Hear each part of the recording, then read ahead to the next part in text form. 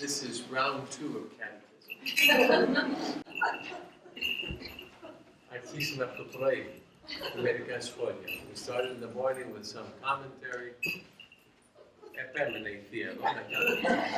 I was forced to do it.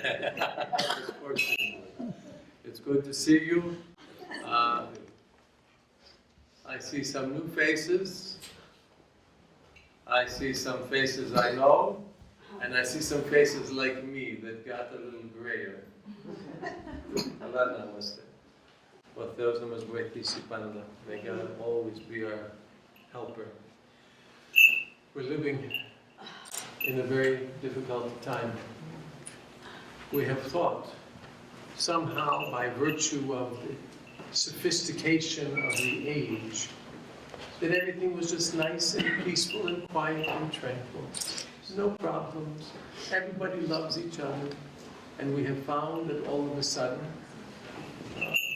we have come into a world that is filled with anger, a world that is filled with violence, a world that commits atrocities in the name of God. And we are left wondering, what are we supposed to do? Jesus, to some degree today, has given us an understanding for ourselves. And it starts out first with the reality of the cross. We find that even today, in some, come on in, have a seat. Wherever you want, wherever you're going to sit. God bless them. We find that even today, that ancient method of crucifixion is renewed. And it is renewed in particular for the followers of Christ in different parts of the world. And we sometimes have thought that, being Christian, it's so easy to be a Christian. I just have to smile and say hello and thank you. Oh, how are you? It's so easy to be, I just have to be nice. I just have to say hi. Oh, and I smile and everything is wonderful. And yet we are understanding in today's world that the cross of Christ demands of us a certain conviction. And that conviction is that He Himself is God. It is a conviction that it is not all about us. Although many times in our world we like to put everything around us. The truth that we are learning is that the truth is the eternal message of God. And at the end of Scripture today, we heard that interesting statement. And Jesus talks about people who would be ashamed of His words and of His message. And so, since you girls are here, what is your name with the P? Vasi. V-A, Vasiliki. Vasi, what makes you embarrassed? Well, tell me something that would make you embarrassed. Nothing makes you embarrassed? Oh. If your hair wasn't combed, would you be embarrassed coming to church if your hair wasn't combed? Well, there you go. Well, I'm coming over here. I'm early morning riser. What is your name, sir? Landon. Landon? How do you spell that? Landon. Landon. Okay. Landon, what would make you embarrassed? Other than being asked a question in the church in front of everybody by the bishop. Making a mistake at work. What kind of work do you do? I'm an ecologist.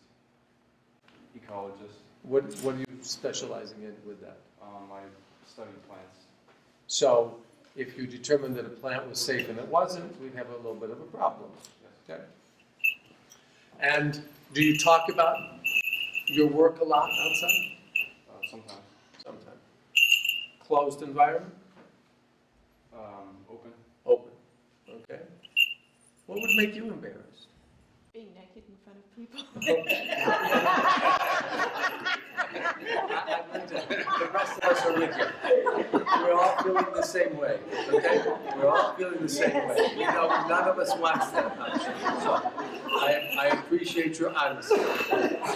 truth of the matter is there are many things that we know that might bother us, and so we don't talk about them. And sometimes we don't talk about them because we don't want to get on anybody's nerves. We don't want to challenge them. We don't want to say anything. The problem that we have in terms of the church is that what are we supposed to do with the message of Christ? And how many people have we told? I don't know what that means, because sinithos, usually, we don't say a lot. You do? You're a big talker? I can tell, because you're in the front row here. Our usual problem, my friend Landon, and to Vasi, and to all of us, our usual problem is that we're unwilling. We don't want to, religion is private, it's personal. Well, it's not. Well, you tell them all. Dunkin' Donuts too? Anywhere, okay. We have an obligation. And the obligation is to live and breathe our faith. The obligation is to be people who reflect. That's why we use this idea of the icon. Here is this reflection of God. And we are created in the image according to the likeness of God. We should be able to show people the reality of God. And it's a problem. It's a problem because usually we shut our mouths. We allow what's happening in society to go on without comment. And we know that so many of these things are not in the best interests of our children. We think, well, I don't get involved. I don't get involved. But it's not just you. It's our neighbor. It's our friend. We're living in a time of difficulty. And we are called upon by the very nature of the gospel to be people who preach it. So the question becomes, how are you going to share the faith? Take a guess. Now it comes to you, not to him. How can we share the faith? Because, but you're fair. Listen, I appreciate it because that's the honest truth of what most people are going to tell me. We have not been clearly made to understand how we can share our faith. There is a statement that comes out from the Western Church, from one of the saints of the Western Church, St. Francis, and he says something that I just like because it's concise. At all times, preach the gospel. When necessary, use words. That is a fantastic statement because it's telling us that we are always Christians. And we don't have to go out and raise the banner. Recently I was in a hotel.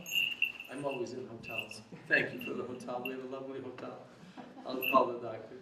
And the man at the front desk, and I was shocked because I said, either this is hip-hop, because it's not normal. It would not be normal to have a man. Hold on, baby. He had he was wearing some kind of necklace, and he had a big cross, and then another chain thing going down, another big cross.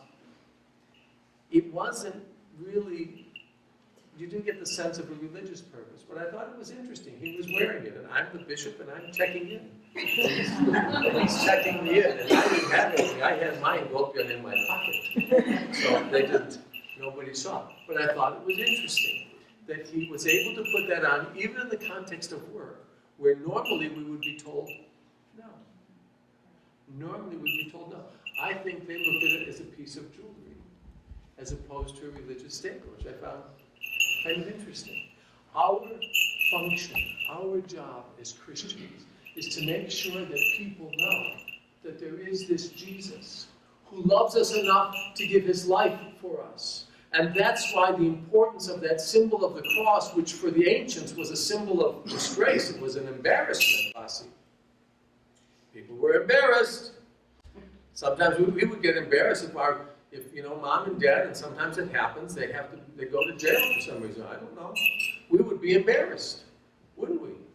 Yeah. And it's the same thing. The idea of the cross was an embarrassment. It became for the church a symbol of triumph. Today we have this third Sunday in Lent, the Sunday of the Cross. And we are remembering for ourselves the reality of the triumph of God, the perseverance of a faith so committed that nothing will stop it. But we're called on to do more. We're called on to live our faith in a way that others are transformed by it. We have to come out and say all the time, I am an Orthodox Christian, and because I'm a... No. I just have to do the work. I have to give to the needy. I have to help the person who is infirm.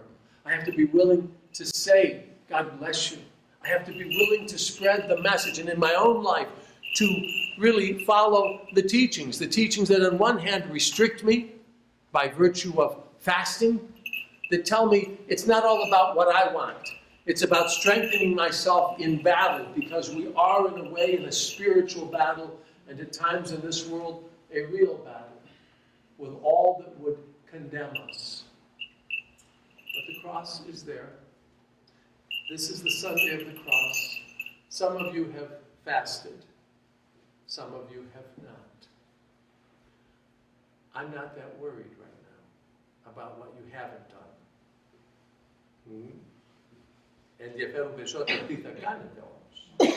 I'm more concerned about what you will do. Recognizing the cross, knowing that we are called upon to make our lives completely centered around the reality of that gospel, I would suggest to you as we continue Lent, if there's something that you haven't done, if you didn't forgive someone, it's time to do it. If you were stingy to some particular need, it's time to help. If there, sometimes we have the people on the corners begging. Sometimes the bishop gives, sometimes I don't. I didn't give to the man recently. I was with the deacon. We were in Rochester, and he had a sign, and it said for cigarettes and vodka. Well, he didn't get anything from it. Yeah, but that's the point. He was on. So, and honestly, I don't have money for cigarettes and vodka today, but I might have for something else. So I might give, but it depends on how it's coming through. But we haven't maybe given. If we have neglected to do what we need to do for our family and friends, if we have neglected to ask for forgiveness, if we have neglected to forgive, which is even more difficult, if you made a guess for us, then συγχωράμε. Έχεις ακούσει αυτό ποτέ? Ναι. Και δεν το ξεγράφω. They don't forget it. That's right. Τι δεν ξεχνάμε. Αυτό που έγινε. That's right. You know, somebody told me the other day, well, that's our problem. That's our problem. She said that sometimes the old people never forget. So if you did something,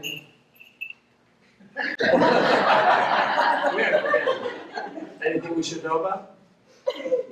No. Anything you'd like to tell me? Not right up there. We are in this third week. It's okay. If we didn't forgive, it's time to do that. And if we didn't say, I'm sorry, and seek forgiveness, it's time to do that. If we have forgotten for the husbands and wives to be loving and gracious to each other, and for the husband and the spouses have to remember, you have a particular job when you're married.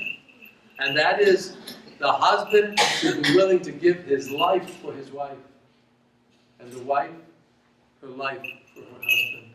It's that sense of self-sacrifice that ultimately makes the marriage bond very strong. If we have not done that, if we've held something against, if our memories are as good as if our memories are as good as Kyria Maria's, if our memories are as good as Kyria Maria's, we may be in trouble. Some things you have to let go. You have to let go. Okay? Θα ξεχάσουμε. Μερικά να αφήσεις τώρα, που έχουμε τώρα την νηστεία. Okay, fine, they're all right. See? You have to be able to do that, right? Okay, thank you. We have to do that now. We have 3 more weeks roughly. We're coming quickly up into this Lenten, to the finale, to this final reality of Christ's death and resurrection for us. And I just ask you to think. And I say that because when you come for communion, you have to come with a clean heart. So, if there's something that we haven't done, are you mad at me? I get mad at people. You don't get mad at anybody? You're Vasi. What's your sister's name? Katya. Vasi is mad at Katya. Well, you have to, can you say, I forgive you? That's how it works. And you give each other a hug because you're sisters. Let me see you give a hug. I'm waiting. Come on. Give a hug. Come on over here. Come on, Bossy. I'm waiting. All right. She got it. I saw her. She gave the special I love you touch. She's fine. That's what we have to do. So I ask you as we continue this journey, as we remember the sacrifice of our Lord, as we recognize His call to us, to understand that being a Christian on the one hand is easy when you give up wanting everything of the world. Then it's easy. But when you want the things of the world, you'll be held back. And He tells us that in spite of any suffering you think that might come, and that's that reality of the cross, in spite of the cross that each one of us will experience, that each one of us will come through, in spite of that, if we are willing to stand firm in our faith, if we are willing to proclaim Him, I have to go out, I don't care if you're on the street corner with the Bible, that doesn't bother me. That's fine, but it's not the proof. The proof to me first is, did you visit the sick? The proof to me first is, did you help those in prison? We talked about going to prison. Did you help those in jail? Did you visit the sick? Did you give to the poor? Did you do this because you love Christ so much that you wouldn't let anyone created in the image of God to suffer? And if we have done that, and done it in that fashion, we too shall come to that reality of the resurrection. And His resurrection will open for us the doors and the gateways of paradise. And you and I, as His people, instead of just being in this is just a lovely gathering here, I must tell you how happy I am to be here. But instead of just this little place, we will be in heaven with everyone, praising God, worshiping Him, and giving Him glory. And in doing that, Vasi, we'll be forgiving our brothers and sisters all the time. God bless you. A blessed Lent.